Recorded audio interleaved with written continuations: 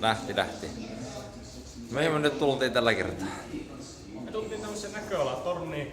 Mikon synttärit on tänne. Onneksi olkoon Mikko 30. Onneksi olkoon.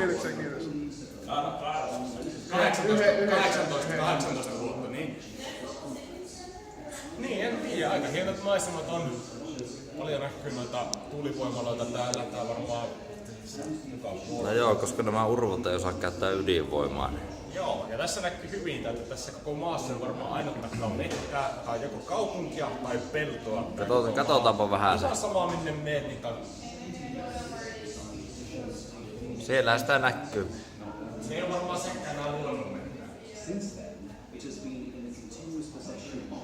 Ei ole samanlaisia oikeita mettejä kuin Suomessa. No joo, ei se tarkoita, että siellä sitä kaupunkia näkyy. Joo, tuolla näkyy sitä vanhaa kaupunkia, ota sieltä kuvaa. No, joo, otetaan ihan kuvia. Ai no niin, otetaan kuvia.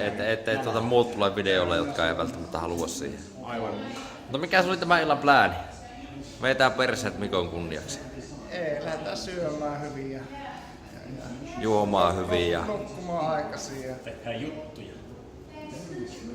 we are going to the places.